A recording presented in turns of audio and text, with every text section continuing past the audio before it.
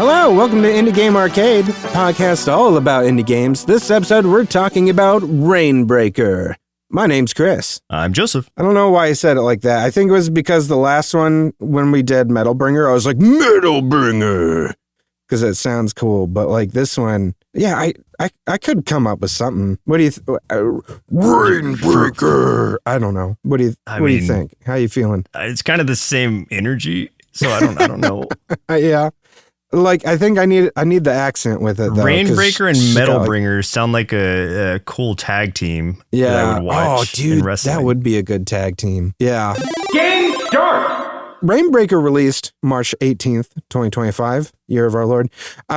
Developed by Studio Fizbin, published by Thunderful Publishing. This is Studio Fizbin's final game. They're closing down. So, this is it. That's it. Yeah, I saw that. Which is very unfortunate. For reasons I'll get into, but this is a cheap game, guys. This is a low price point. It's just $9.99, currently 10% off until April 1st. That is not an April Fool's joke, I think. I don't know. For a quick description, Reignbreaker is a medieval punk action roguelike that immerses players in a dystopian world with futuristic elements. Players control Rhea Ripley, Clef, a former child soldier turned rebel, aiming to dismantle the oppressive monarchy led by the Queen of Keys. Yeah, man, Clef is totally Rhea Ripley, man. She, like, if you're a wrestling fan, you're looking at Clef, you're like, that's mommy. That's Rhea Ripley right there. You said you didn't get a chance to play this, but have you, like, watched any videos of it? Do you know much about it? The only thing I know about it is it's very Hades-like, just visually, but I don't know anything else, really. So this is where you come in, and I'll comment. Well, let me tell you, not just visually, but gameplayily, it is also very much like Hades. There are some, like, really big things that stand out, though, and one thing that I really like is the combat system of this. You've got, like, your regular kind of combat that you would just kind of start with, which is like a series of punches, and you have a lance. So you're fighting with this lance, and you have the ability to, like, unlock and pick up different lances throughout this game. And those different lances might have different abilities attached to them. Like, one of my runs, I picked up a lance that had a percentage chance to create a slowdown effect, like a little bubble would form and enemies within that bubble would slow down and it would last 5 seconds or something like that, which totally changed my run and made things so much easier for me. But also, like, they can be thrown at your enemies. They can be used as a gun, like they'll shoot bullets. You can use them, as a lance or a sword. You can slam it down and use it as, like, a temporary turret. Like, you can slam it right into the ground. It'll open up at the top and shoot a couple bullets real fast before you pick it right back up. So there's, like, a lot of stuff that the lances do. But with that said, so the more you use your lance, it builds up heat. So you have, like, a heat gauge. And once it overheats, your lance is temporarily unavailable. So as you're, like, fighting and everything, using that lance, you have to kind of balance between doing that and doing, like, your regular attacks, your punches and everything. You do also have a dash as well. I forgot to write that down in my notes, so I'm throwing that in. You're also building up... I would expect you to have a dash. You have a dash, I would hope so. It's not my favorite dash, but it's a dash. But you can enhance that dash with different things that I'll talk about in a little bit. Of course. You also have a combo system, so you can build up that combo as you fight. When you, like, reach the ultimate level of your combo, it's called Anarchy level. So that is, like, kind of like the basics of, like, combat and everything. And let me preface real quick, with all the stuff that I told you about that, when I did my very first run, I did not go to the little... So you start and you're just kind of in this, like, starting area. Like, for you, picture Hades and how, like, that starts where you've got, like, a couple of the little NPC folks you can talk to. Now picture that when you go into the next scene, you get that, like, training guy who teaches you stuff. So in this game, that stuff is kind of off to the side. You can totally bypass that teaches you all the moves, and you can head, like, right into the fray of everything. which is what I did from not just my first, but also my second run. So I didn't know all the different things you could do with the lance. So like I was just running around punching everything and like occasionally using the lance for a turret. Didn't know I could throw it. Didn't know I could use it as a gun or a sword. I think that's kind of an interesting point, though, because that kind of begs the question is, should tutorials like that be forced or kept optional in the way that it was here? I don't mind that it was the way it was, just because it was just a a humbling experience of my own stupidity. But I think what it could have used is maybe like a little, I don't know, a little checkpoint thing when you first start of like, there was a little highlight over some of the other stuff in that first starting zone of like, here's something to go take a look at. There wasn't one there that I remember for like where all the training stuff was to learn how to, do all the moves. I feel like they needed to put one there. And if they did, I would have gone over there and then learned at my own pace. But because there wasn't there, I was just like, oh, like I probably, that's, not something important. Whereas these other things were the important things that I took a look at. I must be ready to go. Silly me. I wasn't ready to go. I didn't know what I was doing. So the first couple of runs were pretty twice rough. in a row. I did it twice in a row and did terrible. But once I learned all the stuff I could do, I had a really great time. I was getting way farther. I was getting to all kinds of bosses. So let me talk about like the levels and how that stuff works. So it is procedurally generated levels and stuff. Though, like I say that, and I felt like over a few runs, I was seeing a lot of the same kind of layouts and stuff, just not like every time that I started a run, but I did see a lot of very similar things. There's also like traps all over the place that you can trigger to take out enemies for you, which I do like that, so that you're not just fighting. You also have a lot of game sense when it comes to positioning at the same time, so you can kind of maximize the potential of the fight and also keep yourself from getting injured, because those will kill you too. So what you're fighting is really like security systems. It's little robots and things and security systems that are coming out, because this world is very much like it looks very industrial, even though it's kind of like a medieval punk theme. Everything is like metal, like industrial and spray painted and all kinds of stuff. So what you have to do, so like in Hades, if we're taking that as an example, is you go into like Hades, you go in a room, you've got to defeat everything to like be able to unlock the doors. Here, it's more like there are these pillars that are like these locks, and you have to unlock those to then raise the bridge to get to the next area. So when you go to one of those like locks, it initiates some sort of other battle. So you go to an area, you fight what's there, then you initiate one of the locks, and that will bring up either like a whole bunch of enemies for you to defeat, or it will be like a timed thing of like defeat all the enemies in this amount of time to do the unlock. The bridge will raise, you can go to the next area and rinse and repeat.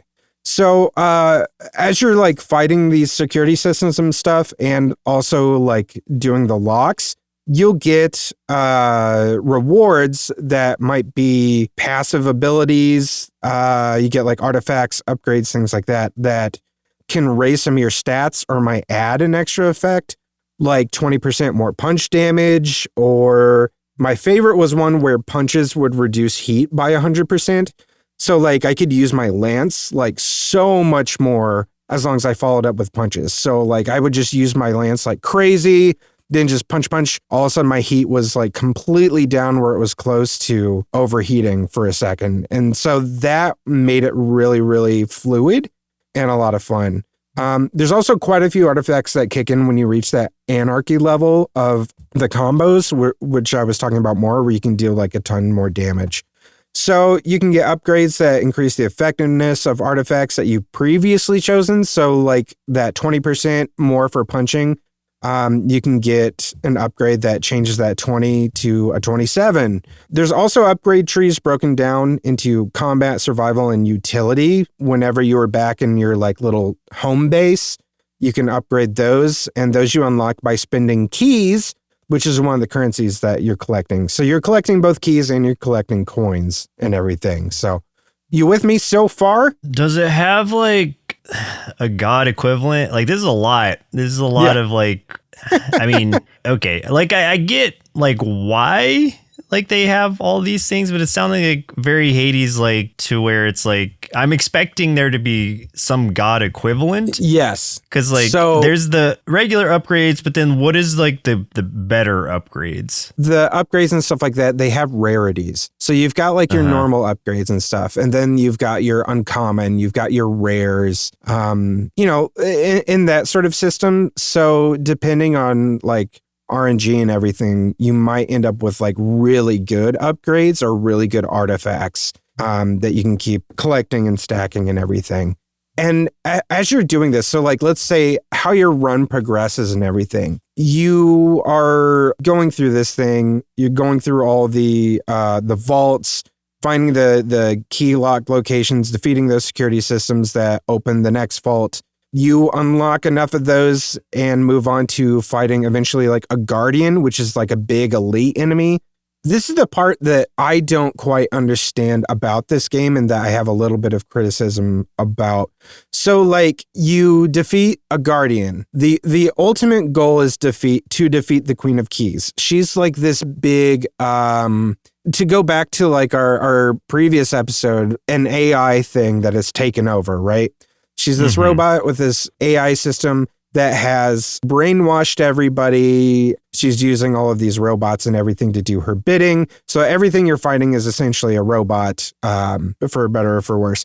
So what I don't quite understand is you have to go through and do like so many runs until you can finally face off against the Queen of Keys. The part I find disappointing about that is you're not going into, you know, I'll take Hades as an example. You're not going into different biomes or anything, or longer stretches or anything different. You're literally just like, you fight a guardian, you go back to your home base, you talk to folks, you gear up, you go back into the vaults again. There's some more procedurally generated stuff, but in the exact same kind of like style that you were just in. So it almost feels like you've just started a new run, even though you're still on your same run. You know, you're running into the same kind of enemies and everything. You get to the end point, you fight another guardian, which might be a different guardian, or you might end up fighting the same guardian again, and you end up like going through so many times, and then eventually after that last guardian you get to fight the Queen of Keys, which that fight is cool as hell. It's a really cool fight. It looks great. The design is awesome. But I don't understand the idea of just kind of doing the same thing over and over, where it doesn't feel like there's a lot of progression, you know, in any kind of linear sense. It's just kind of like, okay, I did 5 runs and now I get to fight the boss. That's how it felt to me as far as that goes. So the only thing I can, in my head, that I can understand that with is that because this developer is shuttering, that maybe there was more planned for this and it's just not gonna happen. But I don't know. That would be my assumption. Is one, like, yes, they saw they saw that this was coming, like this closure or whatever, so they just had to condense a lot of the ideas into something that would function. And two, I mean, the sell price is like $9, like $10, like when not on sale. So it's like you're getting still more than you pay for here, but it's also like it's at a like that low of a price for a reason, you know, like it's probably like a pretty small, like a game with like lofty ambition, but condensed into a small package for whatever reason, and you are paying for that smaller package. And it's like, okay, I can understand it from that perspective. And at the same time, though, Hades in and of itself is not much different. There are different biomes, yes, but the reason you're continuing to play Hades is to unlock more of the story, but every run is just about the same. There are slight variations between like dialogue options, or some of the bosses are slightly different sometimes, but generally speaking, you're just playing the same runs over and over again. Yeah, and I will say that for this, it is very similar in that way. There is a lot of story to this game, and that is kind of like one of the big selling points for this too, is that on those runs, there's a lot of instances where you are unlocking more and more story, especially Clef's backstory and everything, and some of the people that have been sort of brainwashed and are now under Queen of Keys' sort of bidding and everything, and how she interacts with them, and does so too in the exact same way as like Hades, where it has those big, beautiful looking illustrations pop up on the screen. And I will say this, they're not nearly as thirst trappy as Hades, unfortunately, aside from Clef. Clef is gorgeous. I love Clef. The designs are really cool though. There's like one guy in a like Plague Doctor mask thing that's really neat. I like that one. But anyway, you are unlocking more story every time. And I think that is at least a part of what makes the idea that it feels a lot like you're just re-experiencing more of the same over and over, a little bit less frustrating, I guess, is the word for it. And I do want to say too that the art of this is what got me invested in the first place. Like, it looks amazing. It's very heavy on that kind of like grungy comic book style with like the really dark black inks, vibrant splashes of color that kind of clash with that mix of both medieval and the industrial environment. So it's awesome to explore from an artistic perspective. Like, I really, really enjoy it. The way that I kind of went and described everything, it almost sounds like this was a cool setup and then I didn't like it. But from playing it, I enjoyed it. I really had a good time with the combat system, especially with the lance. Like, I think that's super fun. And using the lance and all the different things you can do with it, I think was pretty innovative and feels very different from a lot of the other games.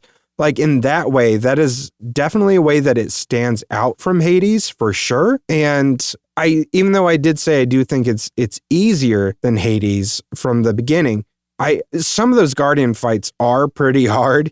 So I think that if you are a fan of Hades or some other games like in a similar vein, like Raven's Watch, which we talked about like, months ago, maybe. Oh God, what is time? Like, I think it's something worth playing, especially for the price point. Yeah, I'm going to pick it up for sure. Just visuals alone sell it to me, but then it being such a small price point and a type of game I like already, it's an easy pickup for me, and I'll play through it and see if my opinion differs. I feel so bad that this is this company's, shutting down and everything, because to me, this feels like a game that has so much going right for it. And I think if they had had more time, if they could be, if they weren't shutting down, if they could do things like DLCs or anything like that, like, I feel like this game would get even like bigger. Like, I think they could do a lot more with this IP. So it's just sad. It's just disappointing that they're not going to get that opportunity. But, we've got what we've got, and what we've got is still a lot of fun and a really good game.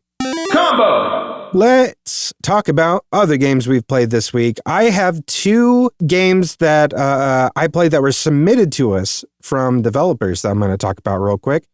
The first one is called Shadows of Wyrmwood. So Shadows of Wyrmwood is a roguelike adventure RPG.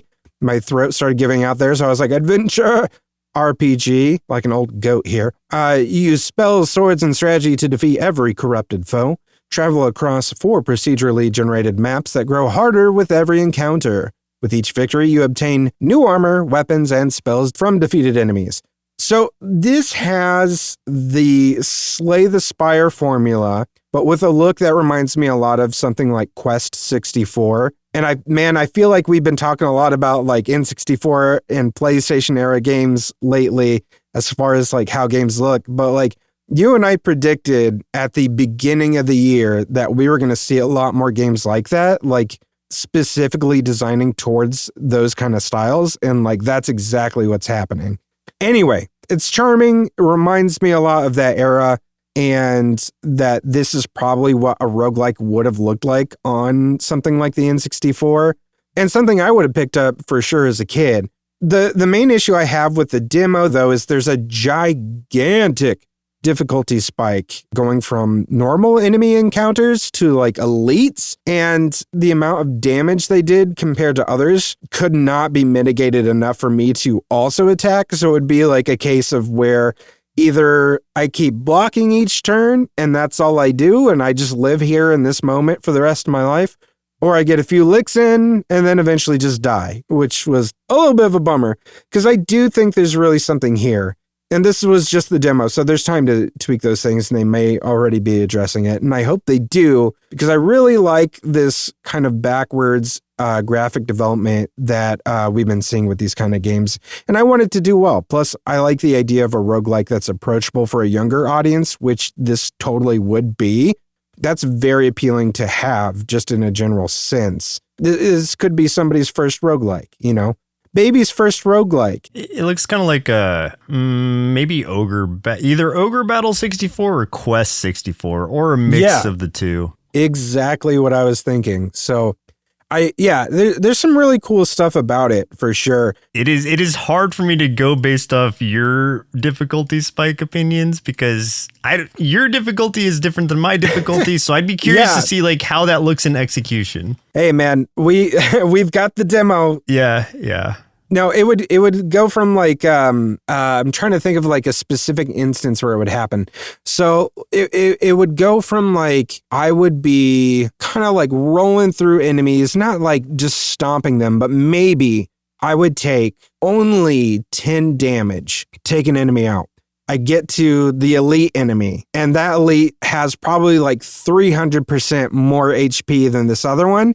And then all the elite enemy will do for the first several rounds is just constantly apply armor and buff itself while I'm trying my hardest to get some licks in. And then the only thing it'll do after that is just lay down so much damage that I can't do anything except block every single turn. So it's like, yeah, it's one of those where it just, it was rough, man. It was rough. I need to try it just to see, because like that just seems surprising to me that it would be that stark of a difference. Yeah, and I think you should. I think you should try it. It's a charming game too. So that's Shadows of Wyrmwood. The other game that I tried out was just a shadow game. So this is a grimdark looking roguelike deck builder mixed with tower defense, where you and the enemy both have ritual circles, where a little pagan spirit moves around in a clockwise circle. And you have cards to construct different buildings that do things like summon fighters or trigger instant attacks or buffs each time your pagan passes by it, which is called a prayer. Some of those may require 3 prayers to trigger, like maybe a powerful ballista or something that you've constructed that shoots a big crossbow. In the middle of your ritual circle, you have a sacrifice, which is like, mine was this ugly little bunny looking dude with one ear who's like tied to a stick. If your sacrifice gets killed, you lose the run. On the flip side of that, so the enemy you're facing off against, they don't have a sacrifice. What they do is they go through multiple waves of performing their own rituals until they have a boss that shows up, and you win the round by killing their boss. There are choices to make in between the matches where you're choosing new cards, sacrificing cards to thin out your deck, buying stuff from a merchant, all the good things that you get with a deck builder. There's upgrades, status effect cards that can be played against you. And something else intriguing, I don't want to spoil it too much, but there is like definitely another layer of something else beneath the veneer of this game on like a meta level. So like people that are fans of Inscription, I think that you're going to find something in here, especially with the full release when that comes out. Also, the art is crazy on this, especially like in between the rounds. Everything is like this super dark paper cutout puppet show, and it just looks awesome.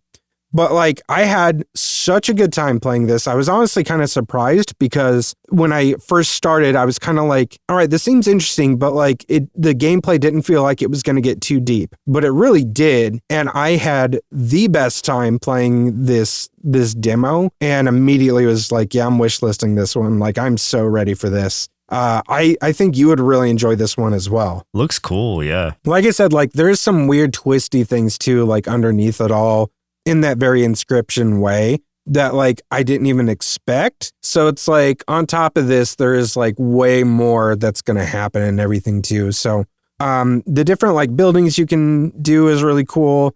The battles were great. Some of the battles were like fairly short. Some of them were like super long. It all really depends on what your kind of strategy is as you're playing. And at one point I had to like constantly sacrifice a lot of the buildings I was doing to a point where I almost lost and then slowly built back and overtook the other side. And I had a really good time with it. So I would definitely recommend that for anyone that likes either tower defense or things like Inscription. So that's just a shadow game. So as far as games I've played, I started playing a game called DayZ with my brother and my nieces. Because we were looking for just another like multiplayer experience to play while they were on break from school. And so this one is it's a zombie apocalypse game on the forefront, but the real thing you have to worry about is people, of course. Like you join these servers, I think it's up to like 60 people servers or something, and your primary goal, there's not progression or anything per se. So it's like your primary goal is to see how long you can survive. Every time you die, you lose everything and start from scratch again. So it's like, it doesn't matter how much you've built up, how much you've like gathered. If you die, like you start from square one.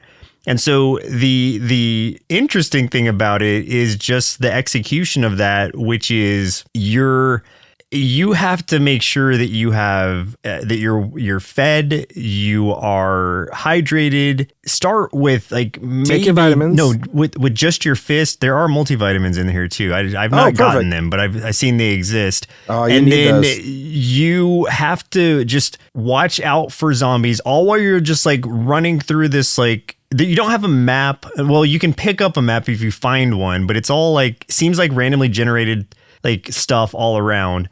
And your goal, I guess, is to like try to make it more towards the center of the map, which is where more stuff will be, because you're starting on the outskirts and you're just like picking up whatever you can, whatever scraps you can gather, trying to go fishing to get some actual food. Otherwise, you're just like trying to live off of like whatever like canned meat you find or tuna or something. You can turn cannibal if you want to, but the downside to that is like if you eat a person, you're going to get this disease that makes you laugh uncontrollably every once in a while. Okay. And that like makes it where you can't like aim or shoot your gun or anything during that period. You also don't have like markers or teams to say like, okay, this is where my friend is, like over on this side of the map, I'll run over to that. So it's not straightforward. It's just like, okay, here's where I am. And I think it's like a Russian game. So it's like, I'm in like Stalingrad or like it's some weird name. It's not even like names that I couldn't even like pronounce. It's like, okay, I'm in this one city that has like an upside down A and like all these different things. And it's like, okay, let me see if I can find that city. And then, so we're trying to meet up, and then there's live voice chat as well. So, but it's proximity chat. So like you can only hear it if you're close to a person. So what happens, I'll just tell you this story and then I'll stop talking about this game. But what happened to us was we got together, we saw this like cabin that had a fire in it, like a lit fire. So like, oh, okay. So there's probably people in there. So let's like sneak up like real close because we have nothing. Like we just started.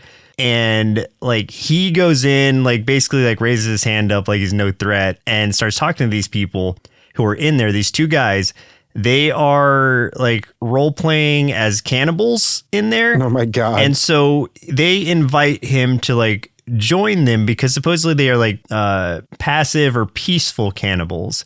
And so he's like, okay, like fine, like we'll join you. And then like I come up also like with nothing. And I'm like, yeah, I'll join in too. So we've joined this like group of this like small like group of cannibals, and they start like trying to feed us like human meat to keep us alive, which I eat because it's like, okay, I need to live, obviously, because I have nothing else. I have no other food.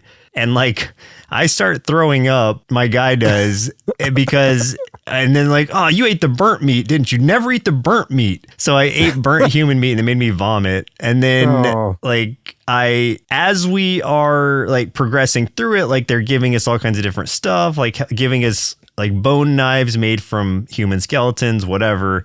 And then like my brother goes off to try to like meet up with his daughters, my nieces, and see where they are. So as he's off, like they're like, where'd your friend go? And I'm like, I'm not sure exactly. Like he's just wandering the shoreline. But they're like, okay, follow us. And so I'm following them down this other road. They take me to this house and then they knock me out. And I wake up, and so when you get knocked out on your screen goes black, and then you're out for a little bit, and then you just wake up. When I wake up, I have my hands tied behind my back. I am sitting on the couch. I can't do anything, and you can't get out of the rope or whatever without like struggling. They can see you doing it, so like, all right, stop trying to get away, or we'll shoot you right here. So it's like, okay. I'm just listening to what he's saying. I lay down on the ground, and then his friend's like, do you want to say the prayer or do you want me to? And so they start saying this like incantation or chant or something before they are going to prep my body to eat.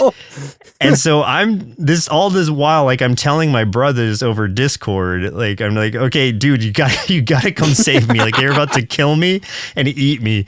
And he's like, okay, hold on. And so like he first he's like sneaking up because I was telling him like the general area that we were at, and then he has to start running there because I'm like, dude, hurry up, like it's about to happen. And then like he attracts a zombie accidentally to him. They hear the zombie coming, so like, oh, there's somebody out there. They open the door to see who's out there, and he comes in swinging, like knocks one of them out, knocks the other one out too, and then a zombie comes in and like knocks him out or kills him. And so like one of them's dead on the ground, he's dead on the ground, and we thought the other one was dead. So I was like, okay, when I wake up, when I gain consciousness again, I'll try to get out of the ropes and I'll be good. And like as I woke back up, one of the guys was standing above me again or over me. I guess he hadn't been killed. He had just gotten knocked out by my brother coming in there. And so like, he's just like, you shouldn't have done that. You should not have done that. And then like he like sits there and asks if I have like any last words. I don't even remember what I said, something about like being hungry. And then he just like shoots me and I was just dead right there. And then it's just like, okay, well, I respawn and we start again. But it was just an interesting way that they're like really playing into the roles that they had chosen for themselves, and just a really interesting experience of a combination of all the things that were going on. Just made it a really funny experience for us. Yeah, that's crazy. That would be so fun to run into. I love it when people get so invested into the game, because then it just makes it such a more memorable experience for everybody else playing. So like that is fantastic. Kudos to those guys for like doing that. That's fun. And what really made it shine was the fact that like in some games you'd be like, okay, you'd have to like make up, okay, you're tied up, you're on the ground, whatever, like don't try to escape. But in this game, like they literally, you're knocked out, your screen goes black, you wake up and you are tied up. And you have to like struggle to get out. Such a cool like mechanic. Mechanically, like it works for something like that very well. So I just thought it was a really cool, like that was my first day playing it. Like, it's just an interesting experience to have. Yeah, that's really fun. Like, that makes me want to try it now. I had never been interested in it. Now I'm like, okay. Yeah, it's just like a crazy game, and it's like trying to just the idea that there's just no progression at all. It's just like you literally like what you have on you is all you have. If you die, it's all gone. There's no experience, nothing. It's all just about your gear and staying alive. That sounds like a great time. It's fun. I would say if you have people to play it. I don't think it's something I'd ever play alone, but definitely fun with friends. As all the best games are. Final round. Let's talk about what's coming up on our radar, wish list, or play calendar. I've got two right here. One is Rosewater, coming out on the 27th. It'll be out by the time this comes out. A thrilling Western adventure in alternate 19th century. Lamplight City is the name of it. Okay. Embark on a harrowing journey across the frontier with Harley Ledger and her ragtag posse, encountering bandits, rebels, visionaries, eccentrics, and many more friends and foes on your quest for fame and riches. It looks to be an old school style point and click adventure in a Western setting, not a comedy in the vein of something like Monkey's Island. So I'm interested. I think it'll be tricky on how well it balances the story because like the majority of this genre, I feel like really leans into comedy in some way or another. But I like the idea of the Western setting. I wasn't sure if I'm going to be able to get to play this one in time for next week, but if I do, I'll report back on it because it definitely has my attention. And the creator of Rosewater, the developer, they've made a lot of really good point and click games. The other one is standalone. This I don't know when this one's launching. I'm on the playtesting team for this one. So this is an action roguelike with fluid pixel animation and skill deck building. Become a sheep, armed with a sci-fi greatsword, carving a path through wolves. Modify your skills with the desolate worlds of a sci-fi apocalypse and create a unique combat style that is all your own. That is literally all I know about it. You're a sheep, it's sci-fi, you kill wolves, you modify your skills, and you fight those wolves. But it looks really cool. I like the art of it and everything. The pixel graphics, all that stuff looks really great. So I'm excited to be part of the playtester group on this one and see how it goes. The other one, or the one that I wanted to talk about, is AI Limit, which I talked about during during our Steam Next Fest review. That's right. Weeks, months ago. I don't know how long ago that was, but whenever we talked about that Next Fest, I talked about AI Limit. I reviewed it and I really enjoyed my time with it. And now it's coming out on the 27th of this month. So I wasn't keeping track of like that date or anything. So it's just cool. I was excited to see it's like, oh wow, like it comes out this week because I really like dug the time I spent with it. And it's like that perfect blend of like challenging but rewarding, like any good Souls-like, and it's got that cool anime aesthetic to it, so looking forward to it. I remember you talking about it, and I remember looking it up on Steam as you were talking. I thought it looked really, really interesting. So I'm excited to see how you feel about it once it releases. Yeah. Because I think I only really got to play like the first like main section of it and the first like big boss. And so like only a very small fraction of what is promising to be like a pretty like extensive game, I'm hoping. Yeah, it looks really good too. Like if you look at the screenshots, the trailers, everything, like I like the art of it. It's very detailed. Yeah, for sure. Yeah. Speaking of things that are detailed, my appreciation for you is detailed if you do us a favor and share this episode with someone who loves indie games. Okay, yeah, that wasn't the best one I've ever done, but you know what? It stands. As always, you can catch me playing some of the games we discussed on this show, along with tons of other Let's Play content over at our YouTube channel, youtube.com/nerdsloth. And we've got like some new content over there. So go check out like some of our new top 5 videos that we started doing. That started on Monday. Let us know how we did. You can also catch hundreds of hours of bonus content for just $1 a month by subscribing to the Nerdsloth Treehouse over at patreon.com/nerdsloth. We also have an exclusive podcast there called the Nerdsloth Podcast for those at the $5 tier, along with a few other exclusive just for those members. At nerdsloth.com, you can find a link to our Discord server and our merch store, and you can also join our subreddit for Indie Game Arcade and help us post more reviews of indie games so more folks can find games that suit their playstyle. Game over! But that's game over for us. My name is Chris. I'm Joseph. And we'll continue on the next episode. Continue? Indie Game Arcade is recorded and produced by Sloth Creative. If you're looking for more gaming content, head over to youtube.com/nerdsloth. For additional podcasts, go to nerdsloth.com. If you'd like to support the show, there are multiple tiers available at patreon.com/nerdsloth, with hundreds of hours of bonus content from everything we do at Nerdsloth Creative, including bonus gameplay videos of the games we talk about on the show. The theme music for the show is Retro Game Tapes by Audio Lime. If you'd like to get in touch with us, or if you're an indie game developer and would like us to consider reviewing your game, send us an email to podcasts@nerdsloth.com with the subject line Indie Game Arcade.